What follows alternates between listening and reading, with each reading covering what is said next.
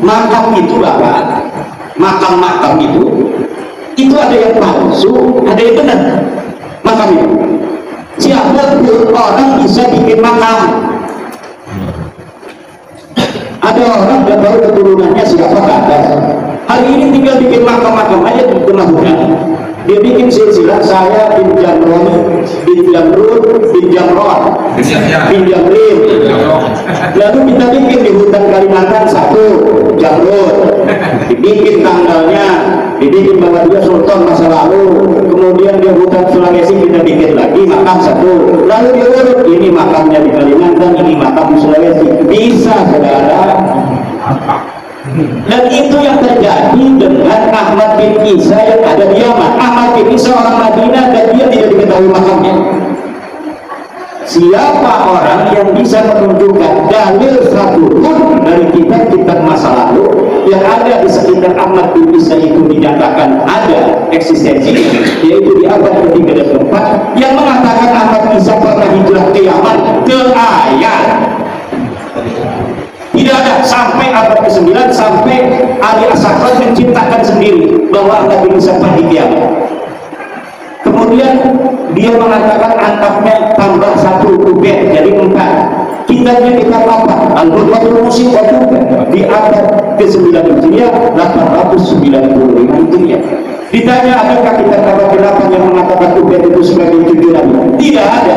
Kitab Nasab di abad ke-8 tidak ada. Kitab Nasab di abad ke-7 tidak ada. Kitab Nasab di abad ke-6 tidak ada. Kitab Nasab di abad ke-5 tidak ada. Kitab Nasab di abad ke-4 di mana kubek itu hidup? Tidak ada. Nah, kalau tidak ada demikian, lalu berdasar apa Anda kiai-kiai itu menerima bahwa ini sebagai cucu Nabi? Tidak ada dalil. Anda melawan Al-Quran, melawan perintah Allah, wala taquluna laysa laka bihi ilmun, dan jangan kau ikuti sesuatu yang kau tidak ada ilmu di sana.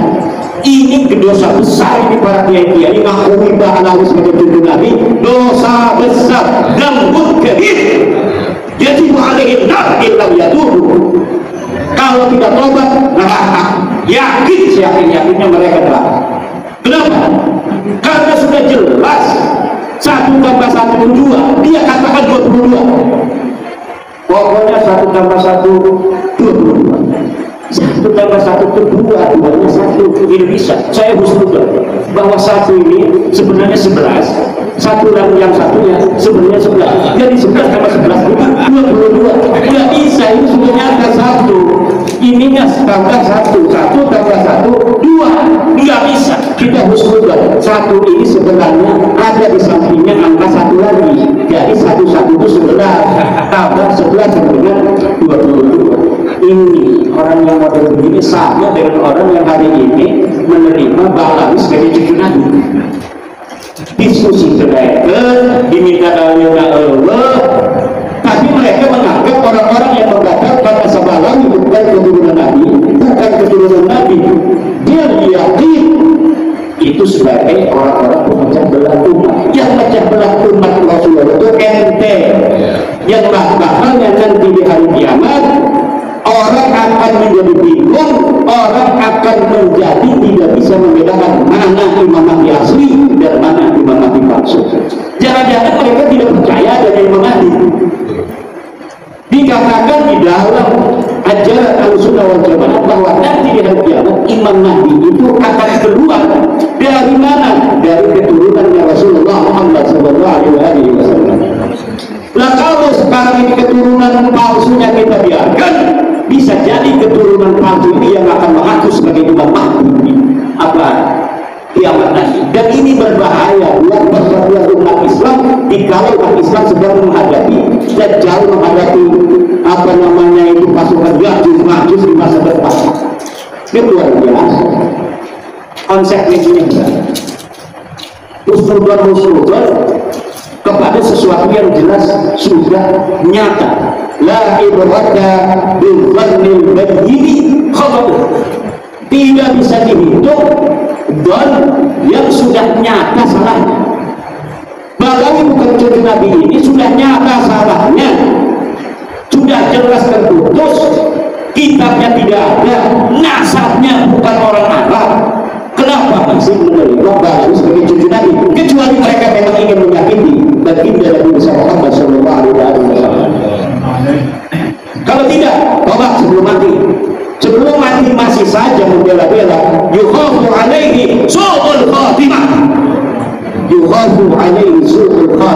illa yatub biman qabila anna ba'dahu min diri Rasulillah yuqafu alaihi su'ul khatimah illa yatub halan insyaallah yufa'lah. Kalau tidak tobat bahaya, kecuali belum ada dalil dulu orang-orang tua kita insyaallah masuk surga. Dulu sebelum tahun 2022 orang yang mengakui kalau sebagai cucu Nabi mati mengakui kalau cucu Nabi insyaallah diampuni. Tapi setelah tahun 2022 siapa saja yang mengakui kalau sebagai cucu Nabi kemudian dia mati dalam keadaan membela kalau sebagai pengakuan sebagai cucu Nabi yuqafu alaihi su'ul khatimah. Bahaya urusan ini. Kenapa? Karena memang sudah tidak ada celah sedikit pun bisa dikatakan kalau sebagai cucu Nabi. Bahaya. Tidak ada satu pun celah. Dulu yang beberapa kali saya masih bisa mengatakan ini adalah penelitian bisa salah, tetapi dialektika selama 2 tahun ini mengerucut pada suatu kesimpulan bahwa memang mereka ini betul-betul mengfabrikasi dan menciptakan nasab itu di abad 9 sebelumnya sama sekali tidak ada. Nah ini yang tugas kita di Jawa Barat ini adalah untuk memberikan pemahaman itu. Waalaikumsalam warahmatullahi wabarakatuh. Alhamdulillah salatan wa salaman ala Rasulillah. Amma ba'du dari ashabul fadail. Para tua kita bersama dari Majalengka Sultanul Mujahidin di Jawa Al-Barbiyah Kiai Haji Ja'far Shadiq Mata'ala Mahmudul Hayati yang merupakan pimpinan pusat perjuangan Wonosobo Indonesia, juga Tubagus Mogi Nurfatil Satya Tirtayasa yang juga wakil ketua umum pimpinan pusat perjuangan Wonosobo Indonesia, dan Ken Iben Pranendra Sekretaris Jenderal Perjuangan Wonosobo Indonesia, Sohibil Baik, Sohibil Makan wal Makanan, Sultanul Mujahidin Asani, para tua kita bersama, Abang Setu Setiawan, dan para ketua PWILS Jawa Barat yang hari ini hadir, dari pimpinan daerah PWILS Kota Bekasi, pimpinan daerah PWILS Kabupaten Bekasi, pimpinan daerah PWILS Kabupaten Karawang, pimpinan daerah PWILS Tasikmalaya, pimpinan daerah PWILS Majalengka, pimpinan daerah PWILS Kuningan, pimpinan daerah PWILS Cirebon, pimpinan daerah PWILS Sukabumi, pimpinan daerah PWILS Bogor, pimpinan daerah PWILS Kota Sukabumi, dan pimpinan daerah PWILS Kabupaten Indramayu yang masih di jalan 2 kabupaten, dari Kabupaten Cirebon dan dari Kabupaten Sukabumi. Satu lagi dari pimpinan daerah Kabupaten Purwakarta dan pimpinan daerah Kota Depok. Alhamdulillah, ini berarti sudah 13 kabupaten yang sudah terbentuk pimpinan daerah di Provinsi Jawa Barat. Di Provinsi Jawa Barat itu ada 27 kabupaten dan kota. Kita baru terbentuk 13 kabupaten. Mudah-mudahan dengan terpilihnya secara musyawarah mufakat oleh tim caretaker yang dibentuk oleh Ketua Umum yang mulia Dr. Haji Abbas Wilyaksi, yang telah menetapkan dengan suara bulat atas izin Allah Subhanahu wa Ta'ala bahwa Abang Kiai Haji Setiawan atau yang kita kenal dengan Abah Setu, Allah takdirkan untuk menjadi Ketua Pimpinan Daerah PWILS Provinsi Jawa Barat. Kita berharap kepada Allah Subhanahu wa Ta'ala, Jawa Barat yang diberkahi oleh Allah ini akan menjadi percontohan di Nusantara, di Indonesia, sebagai sebuah daerah yang terlahir secara natural, sebagai daerah yang tidak pernah dikuasai oleh bangsa di Nusantara lainnya, dengan peperangan tidak pernah dikuasai. Dengan Mataram katanya pernah, itu bukan dengan peperangan, itu menyerahkan diri untuk mengurangi konflik, menghindari peperangan.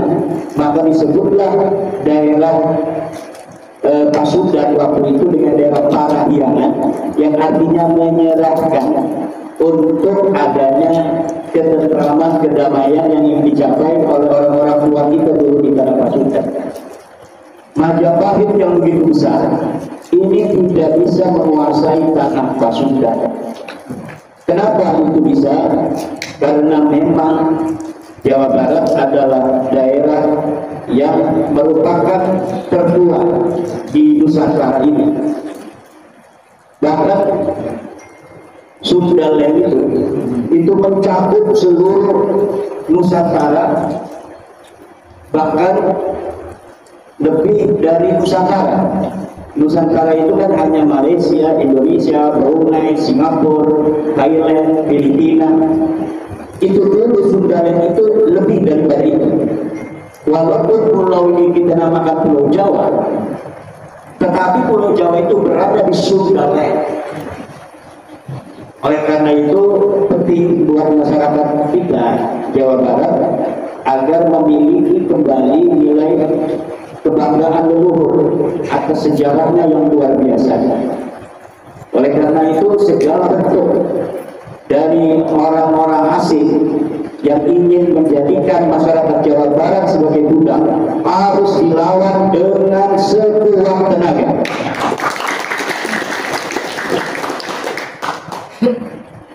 Bagaimana mereka ingin menguasai rohani dengan menguasai doktrin-doktrin keagamaan kepada masyarakat kita, menguasai rohaninya dengan mendoktrin masyarakat kita bahwa mereka harus menjadi anak buah budak daripada orang yang mengaku sebagai cucu Nabi.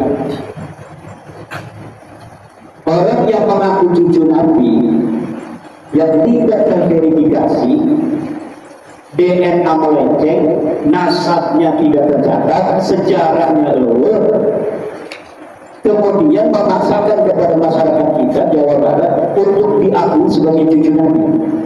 Ini sudah tidak bisa lagi untuk dibiarkan. Kenapa? Karena mengakui Pahlawi sebagai cucu Nabi hari ini termasuk ke dalam kategori menyakiti hati Rasulullah Muhammad SAW.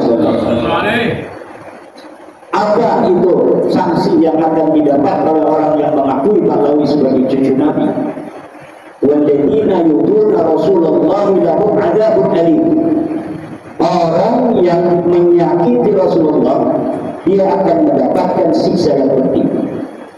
Orang yang sudah terbukti terang benderang Pahlawi Habib Assegaf bin Syihab bin Sa'id ini bukan cucu Nabi, tapi masih hari ini ada orang yang mengakuinya, sama saja orang itu adalah dengan menyakiti Rasulullah Muhammad SAW. Setiap umat Islam wajib untuk menjaga kemuliaan Rasulullah dan keturunannya hingga yaumil qiyamah. Dari keturunan Rasulullah akan muncul Imam Mahdi. Kalau hari ini kita menerima pemalsu nasab untuk diakui sebagai itu Rasulullah, berarti siap-siap kita akan menerima munculnya Imam Mahdi palsu dari mereka. Kalau Imam Mahdi palsu muncul yang akan melawan daripada Dajjal, maka berarti mereka atau Imam Mahdi palsu ini sebenarnya bukan untuk melawan Dajjal. Dia mengatakan dia melawan Dajjal, padahal dia termasuk bagian daripada Dajjal itu. Dia mengatakan membawa manusia ke surga, padahal dia membawa manusia ke neraka. Dia mengatakan bahwa dia akan membela agama, padahal dia menghancurkan agama. Dan ini yang dilakukan oleh orang-orang itu hari ini. Katanya orang-orang yang membicarakan nasab mereka adalah orang-orang pemecah belah umat. Bukan pemecah belah umat. Kita ingin menyelamatkan saudara kita dari kebohongan ente yang ngaku cucu Nabi. Kalau ente masih ngaku cucu Nabi, ingin diterima pengakuannya, tes DNA-nya mana? Kitab nasabnya abad 8 mana? Kitab nasabnya abad ke-7 mana? Kitab nasabnya abad ke-6 mana? Kitab nasabnya abad ke-5 mana? Abad ke-4 mana? Tidak ada. Orang hari ini diwajibkan untuk menerima mereka cucu Nabi dengan husnudzon, tanpa ada data, tanpa ada sejarah, tes DNA-nya G yang melambangkan mereka itu bukan orang Arab. Dan bagaimana cucu Nabi bukan orang Arab? Kalau cucu Nabi bisa bukan orang Arab, berarti kita sama saja qadzaf terhadap istri Nabi, pernah berhubungan dengan bukan orang Arab. Na'udzubillah. Jangan sembarang konsekuensi. Ini katanya ada yang nuduh kita qadzaf ketika kita mempertanyakan nasab mereka dan memutuskan mereka bukan cucu Nabi, katanya qadzaf. Qadzaf pada siapa? Yang qadzaf itu adalah orang-orang yang DNA-nya G kemudian diakui sebagai keturunan Nabi, sementara Nabi Muhammadnya J1. Itu dia yang qadzaf, menuduh istri Rasulullah berzina. Na'udzubillah, summa na'udzubillah. Ini konsekuensinya berat sebenarnya. Sudah jelas secara ilmu biologi, anak dan ayah harus sama. Haplogrup-nya J1 kalau dia itu keturunan bangsa Arab. Kakeknya juga harus J1, buyutnya juga harus J1. Jangga, wareng, kerbak, baluk, budak-budak, gandum, siurnya itu harus J1. Sampai Sayyidina Husain harus J1, sampai Sayyidina Ali harus J1, Abu Thalib harus J1. Nah kemudian hari ini ada orang yang ngaku keturunan Sayyidina Ali, keturunan Nabi Muhammad, haplogrupnya G, kemudian diterima oleh kita. Ini adalah qadzaf kepada leluhur daripada Rasulullah sendiri, atau salah satu di antara istri-istri mereka. Bisa istrinya Sayyidina Ali, na'udzubillah. Bisa istrinya Rasulullah, na'udzubillah. Bisa istrinya Abu Thalib, na'udzubillah. Karena Abu Thalibnya seluruh orang-orang yang mengaku sebagai Bani Hashim, keturunan daripada Quraisy, itu sudah terdeteksi secara konklusif bahwa orang Arab itu haplogrupnya J1, bahwa keturunan Nabi itu harus ada kode-kode Bani Hashim, bahwa keturunan Sayyidina Ali harus ada kode-kode Sayyidina Ali, FJJ 1000, 15.000. Keturunan daripada Sayyidina Husain ada kode-kode Sayyidina Husain. Hari ini orang yang tidak ada kode daripada Sayyidina Ali, tidak ada kode daripada Sayyidina Husain, haplogrupnya saja itu dia G, masih diterima dengan husnudzon sebagai bagian keturunan Muhammad. Ini adalah menyakiti hati Rasulullah Muhammad SAW. Ditakutkan dari mereka mati dalam keadaan husnul khatimah, dan Nabi Muhammad tidak akan lagi mau melihat mereka sebagai umatnya Nabi besar Muhammad SAW. Orang-orang yang menyakiti keluarga Rasulullah adalah orang-orang yang hari ini menerima haplogrup G sebagai keturunan baginda Nabi. Ini jelas menyakiti Rasulullah Muhammad SAW. Itu dari tes DNA. Dari kitab nasab tidak ada sama sekali. Sebelum mereka mengaku di abad 9, abad 995 mereka mengaku jadi cucu Nabi, bikin kitab namanya Al-Ghurratul Musyiqah. Sementara keluarga Nabi dan keturunannya sudah dicatat sejak abad kedua Hijriah. Abnaul Imam Isra wa Syah 199 Hijriah, abad kedua dicatat oleh Ibrahim Qaradawi. Siapa saja keturunan dan cucu Rasulullah. Padahal baru 150 tahun Nabi Muhammad lahir. Kemudian dicatat di abad kedua, dicatat di abad ketiga, dicatat di abad keempat, kelima, keenam, terus sampai abad ke-9. Dan di abad ke-9 Ummatul Talib Al-Kubra itu mencatat keturunan Nabi dan tidak mencatat Ba'lawi ini sebagai bagian daripada keturunan Muhammad. Itu masih di abad 9, karena masih di situlah mereka mulai mengaku. Mereka mengaku 895, Ummatul Talib itu 820-an. Itulah 820 belum dicatat sebagai cucu Nabi. Kemudian beberapa puluh tahun kemudian mereka menulis sendiri bahwa mereka turunan Nabi. Dan itu pun bukan di dalam kitab nasab. Kitab nasab yang pertama mencatat mereka itu abad ke-10 An-Nafah Al-Ambaliyah. Kemudian Ja'far Talib abad ke-10 baru mencatat Alwi sebagai keturunan Nabi, dan itu pun dikatakan dalam kitab itu tidak berdasarkan kitab sebelumnya. Cuma saya nemu kertas satu lembar yang mengatakan mereka turunan Nabi, saya catat. Jadi ini kitab An-Nafah Al-Ambaliyah dan Ja'far Talib itu tidak bisa dijadikan referensi karena pengakuan dia sendiri dalam kitabnya bahwa saya mencatatnya hanya ma wajadtu fi ba'd ta'alim, apa yang aku temukan dari sekian kertas saja, bukan berdasarkan kitabul usul, kitab-kitab yang ada sebelumnya.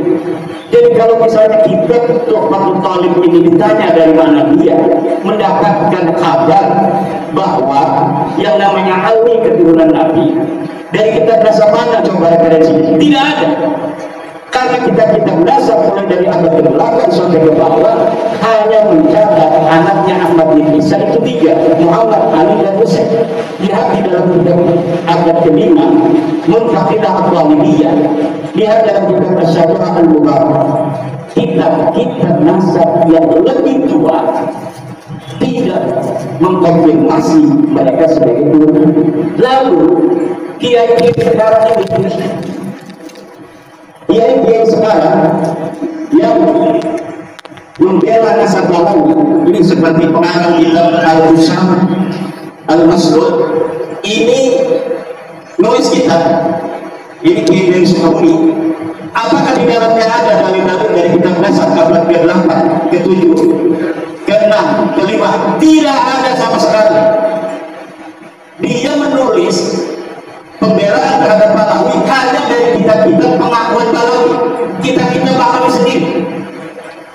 Dan kitab ini Al-Husam Al-Masrud ini sudah saya jawab dalam kitab saya berbahasa Arab, I'anatul Ahyar fi Jawabi Abdillah Muhammad. Silakan dibaca kitabnya. Kalau ini kita bahasa Arab tapi bahasa Indonesia, ada bahasa Indonesia. Kalau kitab saya itu kitab bahasa Arab khalisan mukhlisan, jadi bahasa Arab saja. Untuk apa? Untuk para kiai-kiai. Kalau ditanya Ahmad bin Isa kiamat, makamnya ada di dalam kitab ini, ada gambarnya beliau dengan makamnya Ahmad bin Isa. Ini makam Ahmad bin Isa, menunjukkan bahwa Ahmad bin Isa itu ada karena makamnya ada. Dan dijawab oleh Lutfi bin Yahya, ini makamnya. Maka palsu hari ini bisa ada, sebenarnya orangnya tidak ada. Jadi nggak usah kita yang jawab tentang masalah makam. Lutfi bin Yahya bisa jawab, dia bisa menciptakan makam-makam yang orangnya dulu tidak ada. Ya kan? Nah, makam itu apa? Makam-makam itu ada yang palsu, ada yang benar. Makam itu. Siapa pun orang bisa bikin makam. Ada orang nggak tahu keturunannya siapa ke atas. Hari ini tinggal bikin makam-makam aja di tengah hutan. Dia bikin silsilah saya bin Jamroni, bin Jamrud, bin Jamron, bin Jamrin. Lalu kita bikin di hutan Kalimantan 1 Jamrud, dibikin tanggalnya, dibikin bahwa dia sultan masa lalu. Kemudian di hutan kita bikin lagi makam satu, lalu diurut ini makamnya di Kalimantan, ini makam di Sulawesi, bisa saudara. Dan itu yang terjadi dengan Ahmad bin Isa yang ada di Yaman. Ahmad bin Isa orang Madinah dan dia tidak diketahui makamnya. Siapa orang yang bisa menunjukkan dalil satupun dari kitab-kitab masa lalu yang ada di sekitar Ahmad bin Isa itu dinyatakan ada eksistensinya, yaitu di abad ketiga dan keempat, yang mengatakan Ahmad bin Isa pernah hijrah ke Yaman, ke ayat. Tidak ada. Sampai abad ke-9 sampai Ali As-Sakran menciptakan sendiri bahwa Ahmad bin Isa pernah di Yaman. Kemudian dia mengatakan anaknya tambah satu ubed jadi 4. Kitabnya kita tambah Al-Qur'anul Musim di abad ke-9 Hijriah 895 Hijriah. Ditanya apakah kita abad ke-8 yang mengatakan ubed itu sebagai tujuan? Tidak ada. Kita kasar di abad ke-8 tidak ada. Kita kasar di abad ke-7 tidak ada. Kita kasar di abad ke-6 tidak ada. Kita kasar di abad ke-5 tidak ada. Kita kasar di abad ke-4 di mana ubed itu hidup tidak ada. Nah, kalau tidak ada demikian, lalu berdasar apa Anda kiai-kiai itu menerima bahwa ini sebagai cucu Nabi? Tidak ada dalil. Anda melawan Al-Quran, melawan perintah Allah, wala taqfu ma laysa laka bihi ilmun, dan jangan kau ikuti sesuatu yang kau tidak ada ilmu di sana. Ini dosa besar ini para kiai-kiai mengakui bahwa Nabi sebagai cucu Nabi, dosa besar dan mungkin. Jadi alaihi nar illam yatubu. Kalau tidak tobat neraka. Yakin, yakinnya mereka neraka. Kenapa? Karena sudah jelas 1 tambah 1 itu 2. Dia katakan 22. Pokoknya 1 tambah 1 22. 1 tambah 1 itu 2, 2 nya 1. Ini bisa. Saya husnudon bahwa 1 ini sebenarnya 11, 1 dan yang satunya sebenarnya 11. Jadi 11 tambah 11 itu 22. Nggak bisa, ini sebenarnya ada 1.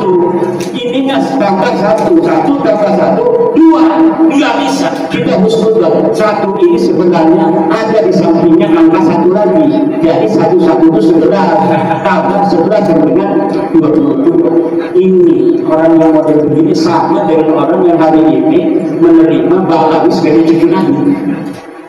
Diskusi terkait diminta dalilnya Allah, tapi mereka menganggap orang-orang yang mengatakan semalam itu bukan keturunan Nabi, bukan keturunan Nabi, dia yakin itu sebagai orang-orang pemecah belah umat. Yang pecah belah umat Rasulullah itu ente, yang bakalnya nanti di hari kiamat.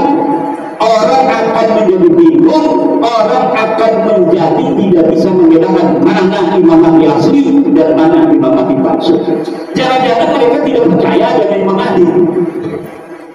Dikatakan di dalam ajaran Ahlussunnah wal Jamaah bahwa nanti di hari kiamat Imam Mahdi itu akan keluar dari mana? Dari keturunannya Rasulullah Muhammad SAW. Nah, kalau sekarang ini keturunan palsunya kita biarkan, bisa jadi keturunan palsu ini yang akan mengaku sebagai Imam Mahdi apa kiamat nanti. Dan ini berbahaya buat persatuan umat Islam dikala umat Islam sedang menghadapi Dajjal, menghadapi apa namanya itu pasukan Ya'juj Ma'juj di masa depan. Itu luar biasa. Konsepnya gini, husnudon kepada sesuatu yang jelas sudah nyata. La ibrata bil dhannil bayyin khata'u. Tidak bisa dihitung dan yang sudah nyata salahnya. Bahwa bukan cucu Nabi ini sudah nyata salahnya, sudah jelas terputus, kitabnya tidak ada, nasabnya bukan orang Arab. Kenapa masih menerima bahwa sebagai cucu Nabi? Kecuali mereka memang ingin menyakiti baginda Nabi Muhammad SAW. Kalau tidak, tolak sebelum mati. Sebelum mati masih saja membela-bela. Yukhafu alaihi su'ul khatimah. Yukhafu alaihi su'ul khatimah illa yatub. Biman qabila anna ba'dahu min diri Rasulillah yukhafu alaihi su'ul khatimah illa yatub.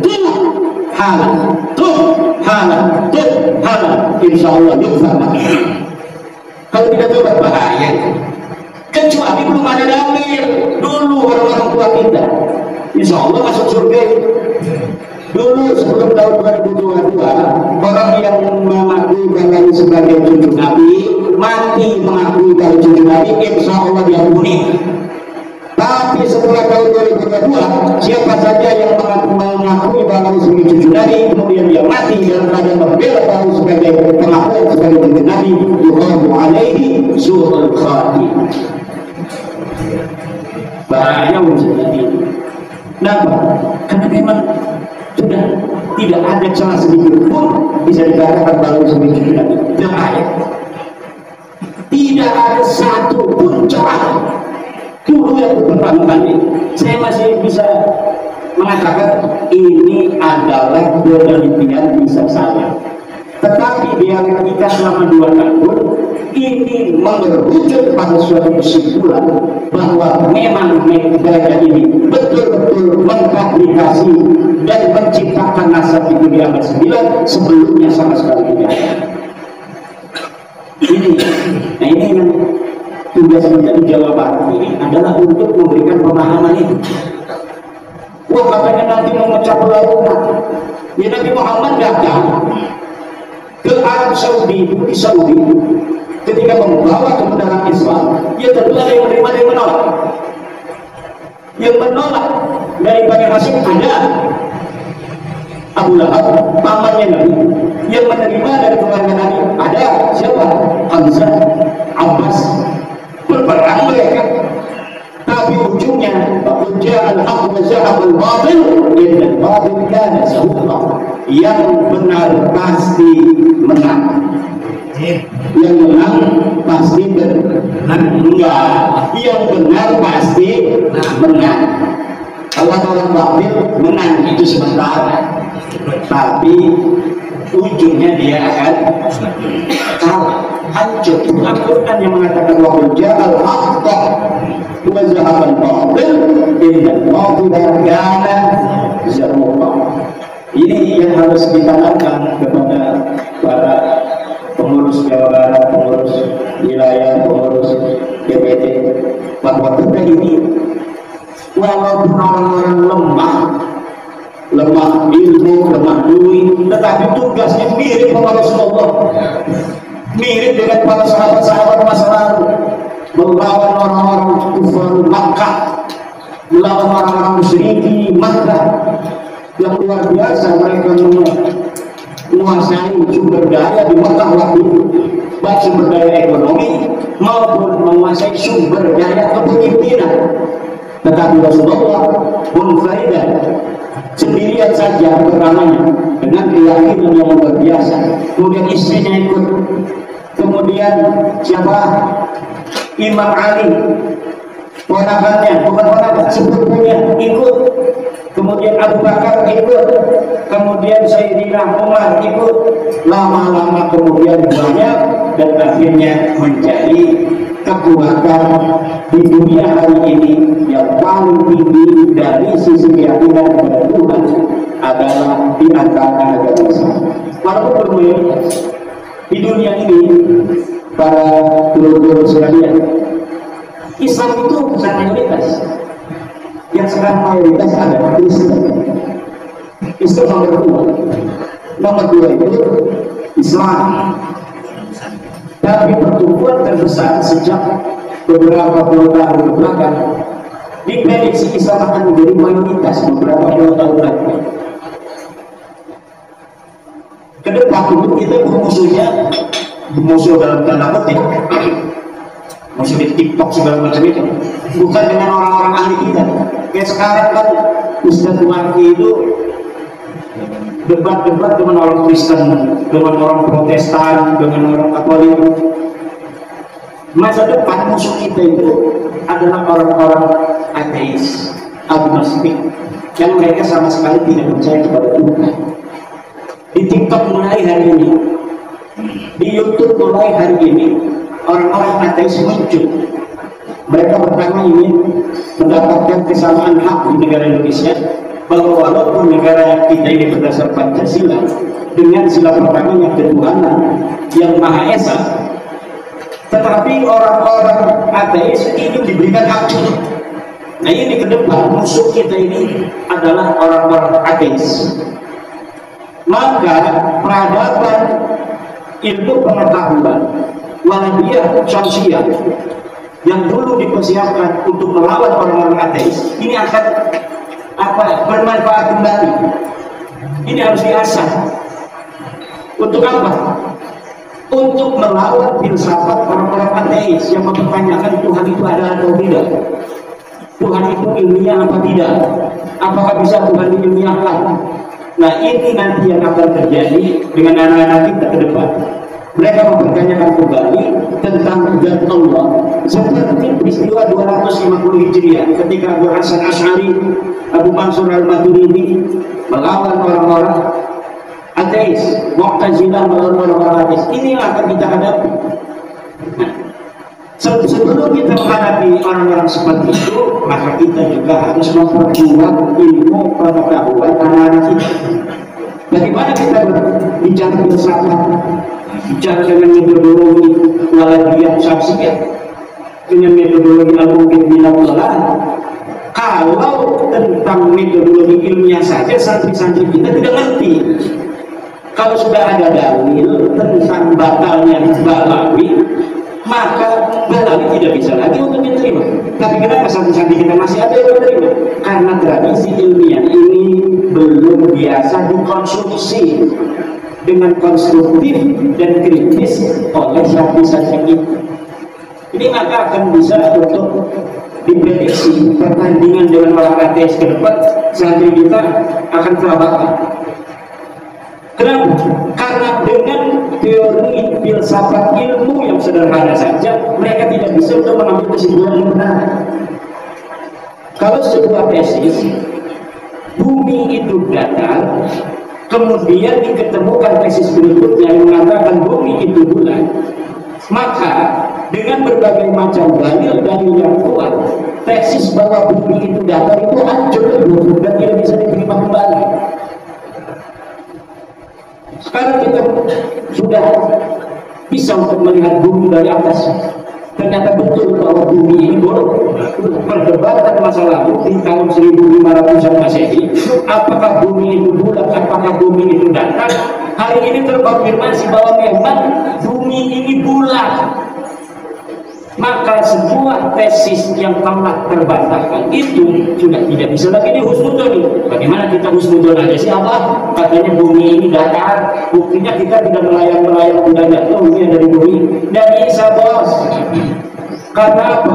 Karena kesimpulan ilmiah bahwa bumi ini bulat sudah dhahirun bayyinun la yuraddu, yang tidak bisa ditolak lagi.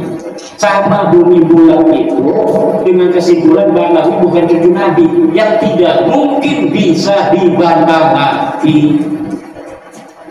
Yang masih menerima akan terbantah sendiri oleh dirinya sendiri, hanya nunggu waktu, nunggu kecewa aja sedikit dibengkaren sama Balawi, dia akan sadar. Atau dia mamanya dipinjam menjadi kembalian lagi langsung itu saya ikut dia cuma dunia.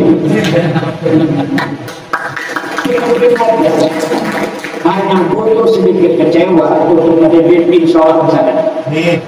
Hanya butuh sedikit kecewa saja. Dari tidak ada tindak kalau di mana Allah yang biasa. Nabi Muhammad kurang apa?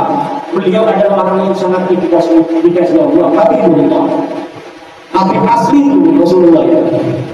Tapi tidak semua manusia di dunia mengikuti Rasulullah. Apalagi model Imaduddin Usman yang katanya kecilnya gak tahu katanya sama Imam itu. Iya kecilnya tahu, saya kecil dulu sih. Kalau saya langsung besar gak bakal ada orang yang tahu saya kecil gimana. Orang saya kecil dulu, manusia betul-betul terlihat bersekampung saya. Al-Kreseku ya'lamuni,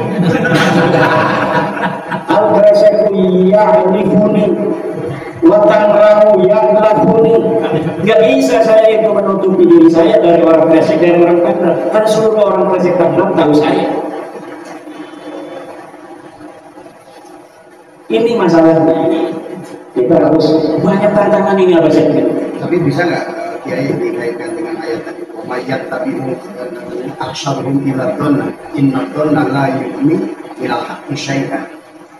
Itu kan Allah berkata tidak boleh kita itu kebanyakan manusia itu hanya hidup dari don.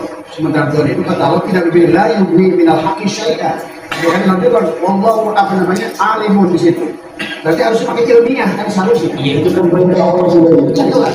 Allah sudah jelas memberitakan bahwa seluruh manusia itu tidak boleh mengikuti sesuatu yang tidak tahu. Berarti dibutuhkan ilmu. Di Al-Quran tadi yang disebutkan apa saja yang jadinya ilmu dan wahidhum illa yahrusun. Mereka hanya ngira-ngira saja. Sedangkan kebenaran itu bukanlah ngira-ngira, dia butuh bukti dan butuh dalil.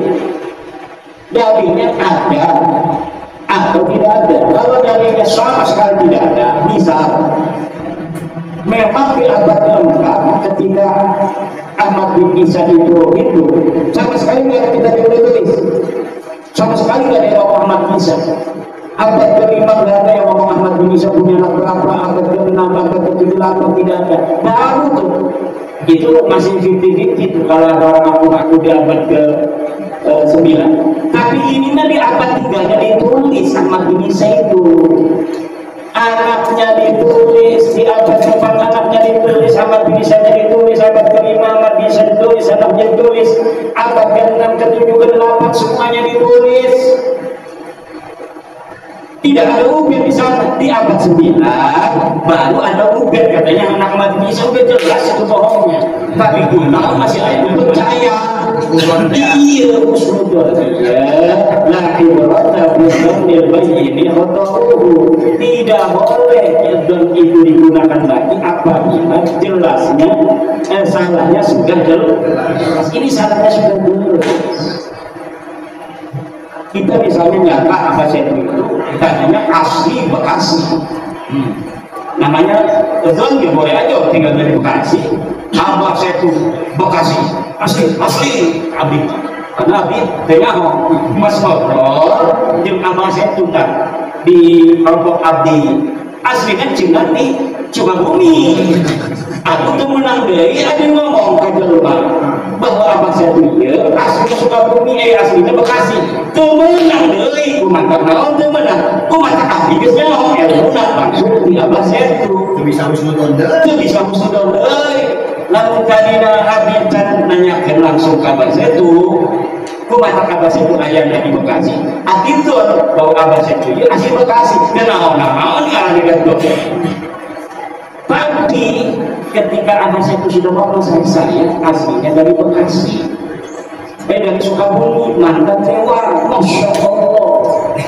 Berarti sekarang tidak boleh lagi kita ngomong Abah Setu orang Bekasi asli lahir di sini. Kalau sekarang ya orang Bekasi, kalau sekarang udah asli Bekasi. Kenapa asli Bekasi di sini? Dia tinggal di sini, istrinya di sini. Berarti tidak al-muhajir dong. Al-muhajir, Abah Setu al-muhajir ila Bekasi. Dan ini kalau ada yang tetap, ini hari ini jadi bukti nanti suatu masa suatu saat bahwa Abah Setu Setiawan as-Sukabumi summa al-Bekasi li'annahu hajara min Sukabumi ila Bekasi. Ini haram atau kebiang ini nanti sekarang sudah terpilih ini Abah Setu sebagai ketua baru dari PILS Jawa Barat. Saya berharap adanya keterpilihan dari Abah Setu ini akan membawa semangat baru bagi Jakarta, dan tolong ini yang baru 13 kabupaten supaya jadi minimal 20 kabupaten dalam waktu 6 bulan. Jadi tugas dari saya sebagai ketua Karateker tim pemilihan ketua PWLS Jabar yang hari ini sudah konklusif bahwa Abah Setu sebagai ketua Jabar memohon kepada ketua terpilih dan jajaran nanti agar dalam waktu 6 bulan dari 27 kabupaten kota ini 20 kabupaten sudah terbentuk PWLS demi Tanah Madura. Karena ini lagi banyak tantangan ya di pemuda Bekasi, lautan, ayah mau ngajual cina, ayah mau mager di Tangerang, ayah di Bekasi, ayah di Tangerang di 260 bidang laut di sertifikat, di Bekasi 250 hektar laut di sertifikat. Ini udah luar biasa ini. Apa tujuan mereka itu ya? Semua laut dikuasai. Apa lebih murah dia itu ya? Kalau beli di Bekasi kan mahal itu di Bekasi. Tapi di Tangerang kan masih murah itu tanah. Tapi mereka mau juga di laut. Padahal itu kedua dia sudah beli tanah itu di mulai Kosambi sampai ke Muncul itu ribuan hektar tanah darat. Tanah darat ribuan hektar. Ada PSM nih 1.700 hektar mau diambil juga kan lumayan dia tidak menyiapkan apa namanya sarana sosial, sarana umum. Nanti sarana umumnya dari tanah PSM ini. Jadi dia ini haji mumpung dia beli tanah ribuan hektar tapi nanti dia tidak menyiapkan wisata untuk umat, untuk masyarakat dari tanah dia yang dia beli. Tapi dia fasilitas sosialnya, pasum dan pasosnya itu nanti dari PSN itu tanah rakyat, tanah asli dari masyarakat Tangerang. Nah ini pintar banget jadi pengusaha itu pintar ya. Cuma sayang, ini dia sudah beli ribuan hektar di sawah itu di darat, PSN di tengah itu dikuasai, laut juga mau dikuasai, dan ini yang apa hal ini kemudian memicu gejolak di Tangerang. Nah, kalau menteri-menteri yang sekarang sih mungkin dia tidak ikut, tapi menteri dulu luar biasa. Bupati yang zaman dulu ikut-ikutan, getar-getar nih bupati makan sebuah Tangerang, cekda segala macam ini. Nah ini tantangannya banyak Jawa Barat. Ya menteri-menteri ya secara bil jumlah sih banyak yang bagus, tapi banyak juga yang masalah. Dari anak buah Pak Prabowo ini, Pak Prabowo kan luar biasa semangatnya, anti penjajahan, kita harus menunjukkan jati diri bangsa. Tapi beberapa menterinya ada yang bermasalah. Menteri petugas utusan khusus kemarin datangnya kritik senang ngapain ketika muda minta nasihat tentang kepemudaan kepada Rizik Syihab yang mau dinasihati dari Rizik apa supaya pemuda-pemuda teriak-teriak tidak teriak ini perlu di tidak ulang. Kalau saya diberhentiin aja, diberhentiin Raffi Ahmad dari urusan khusus presiden. Karena kurang cerdas. Jadi kan ilmu pengetahuan itu penting juga untuk pejabat agar presiden kita ini mampu untuk menyelesaikan tugas-tugasnya. Nah kalau presiden baru bicara khususnya menteri pembantu-pembantu yang kurang cerdas, langkah-langkahnya ini kurang cerdas, yang nanti akan menghambat presiden. Ada yang menghina tukang es, ada yang menghina tukang ST, masalah buat presiden. Ada lagi yang gas LPG tiba-tiba nggak ada di masyarakat, di pasaran. Kebijakannya mungkin bagus tujuannya, tapi kurang cerdasnya ini kemudian membuat gejolak di masyarakat. Ini yang harus ditinjau ulang kembali di pembantu model ini. Menteri Agama juga nggak bisa menurunin haji. Ongkos naik haji sebelum Pak Yakub itu 35 juta tahun 2020. Masyarakat bayarnya hanya 35 juta, dolarnya itu 15.000. Ketika Pak Yakub naik jadi 55 juta, 35 juta ya tahun 2020, waktu sebelum Pak Yakub jadi menteri. Ketika Pak Yakub, peninggalan Pak Yakub 55 juta, naik drastis, padahal dolarnya sama. Dulu 15.000, sekarang dolarnya 16.000. Nah sekarang menteri kita agama yang baru juga tidak bisa untuk mengoreksi kebijakan-kebijakan menteri agama yang lalu.